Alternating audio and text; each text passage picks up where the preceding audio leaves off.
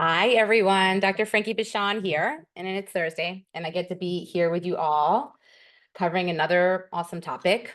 And before I jump into today's topic, I want to thank you all for subscribing. I'm over 17,000 subscribers. 16 years ago when I first started this, could I have ever imagined that I would be at 17,000? No. So I'm grateful to all of you. Thank you for supporting me and following me. And hopefully you're finding my tips and my suggestions to be helpful in your life in more ways than one. And if you're new to me, please continue to watch and follow. Please subscribe, hit that little bell below this video and click on all notifications, and you will hear every week from me. Once we upload a new video, you will hear all about what I have to say about topics that cover communication, intimacy, sex, romance, dating, just like everything about interpersonal relationships, anything that's related to relating to humans.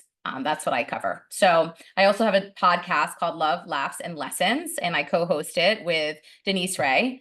And it's fantastic. We have different guests on every week. So definitely, if you haven't checked that out, I want to encourage you to do so. And I'll just get into today's topic. Won't waste any more of your time. So I'm going to be talking about 3 common dating deal breakers that shouldn't be.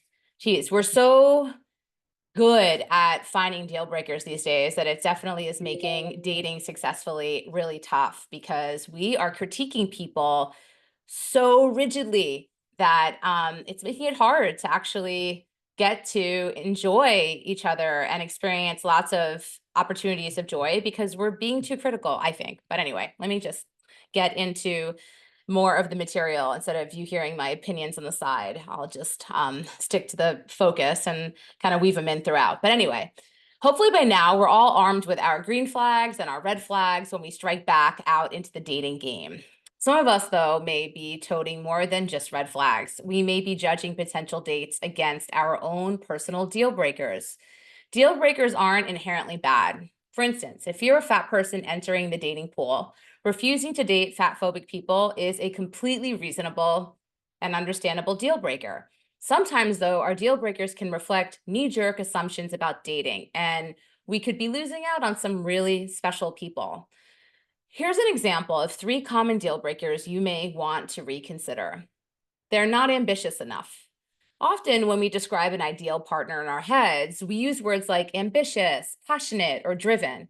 We want someone who has goals. We might say someone who's working towards something and making something of themselves. Maybe you dream of being half of a power couple, for example. I hear that often. It can feel deflating then if our dinner date tells us they tend to just clock in and clock out at their job. I work to live, not live to work, they might say. For some of us, especially if we're the kind of person always gunning for a promotion or the next industry award, that can signal incompatibility. Would a relationship with this person mean coming home to them in sweatpants on the couch, plowing through seasons of SVU every night? Not necessarily. It's great to want someone passionate and goal-oriented, and that may very well be a major green flag for you, but that doesn't mean those qualities have to be centered on professional spaces or labor. In fact, someone who works to live may be the healthiest of all of us when it comes to work-life balance and sustainable relationships with their job. You may not want to date a sweatpants-clad couch potato, but do you want to date someone who's still at the office at 8 p.m. every night or keeps interrupting your romantic weekend getaway to take work calls? And also, if you're both like have big jobs and big careers that require travel, when are you actually going to have time together, right? Try asking yourself hypothetical dinner date. Try asking your hypothetical dinner date what they do outside of work.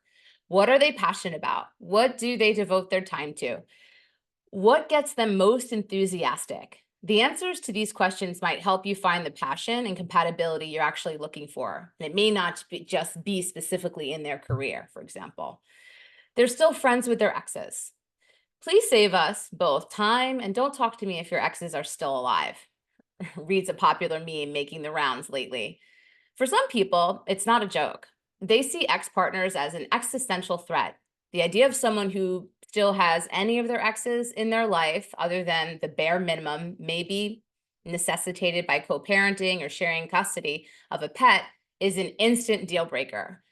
These people may feel that true friendship is impossible with an ex and that one or both parties is always still harboring feelings. Even if they don't think their partner is actively still pursuing things with an ex, the ambient jealousy surrounding the idea of someone their partner used to date may feel just too overwhelming. Everyone's boundaries are their own, and you're under no obligation to date anyone with any kind of relationship with their exes. However, it might be worth considering, is it more toxic to be friends with an ex or to have cut off all ties to everyone you've ever dated because they're quote unquote crazy? Even if it's not our preference, staying friends with an ex can often be a sign of an emotionally and psychologically healthy person. If it's a healthy relationship with good boundaries and clear expectations, it's a sign that your date is capable of repairing ruptures in relationships, moving past hurt and anger for the sake of an important relationship, and is skilled at communication. Basically, redefining the relationship from a romantic relationship to a platonic, boundaried friendship. All qualities you want in a partner. If the thought of exes is truly paralyzing to you and feels triggering to even consider, it may be an issue with retroactive jealousy on your end. If that's what's going on, then it will likely crop its head up with any partner and may be worth working on with a coach, with a therapist. Before you decide it's a total red flag, it may be worth asking some questions about the friendships. How did they decide this was an important relationship to actually maintain?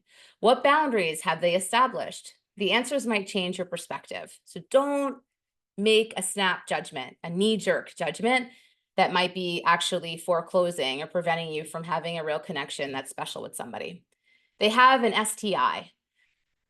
To many people, this has historically been a core deal breaker. After all, don't we ask new sexual partners to get tested so that we can turn them down if they test positive or something? It's completely reasonable to want to avoid getting an STI or a sexually transmitted infection. However, that doesn't mean that avoiding any sexual or romantic encounters with people who have one is the best way to do so. STIs of one kind or another are incredibly common. About 1 in 5 people have one. Yes, 1 in 5 have one. Many of these STIs are mild, intermittent, or even curable with treatment. Many common ones, like herpes, aren't communicable all the time. The risk is mostly when someone is having an outbreak. And by virtue of their status, many people with STIs are more knowledgeable about these facts and the best ways to protect others than the average population. While it may feel counterintuitive, you're often at higher risk having sex with someone who doesn't know their status than with someone who has an STI and is well aware of how to manage it. Someone with an STI is often well educated about sexual health and how to mitigate risk for both themselves and for others. Someone who assumes they're STI free may well be communicating illnesses without even having any awareness of it. There's no moral register to having an STI or not having one. While prioritizing your health is really important, you may find that trying to remove anyone with an STI from your dating pool means removing people who are well-informed, safety-minded, and would prioritize your health.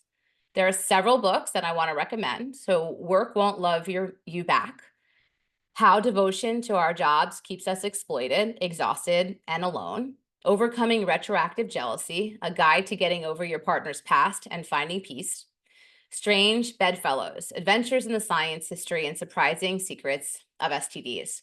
You can find these links in the notes below. Please, if you have any questions, post them. I like responding. If you think this video would be helpful to somebody else, please share it. If you want to hear more about what we do, please follow us on social media or what I do, what my team does. I'm a matchmaker, I'm a psychologist, I'm a sex therapist, board certified, all those good things. You can visit us at littlegaybook.com. If you're part of the LGBTQ plus community, visit us at Little Black Book Matchmaking. We're on Instagram, Dr. Frankie Bashan, Little Gay Book, Little Black Book, all those sorts of places. And I look forward to seeing you all next week. Kisses, hugs. Take care, everyone.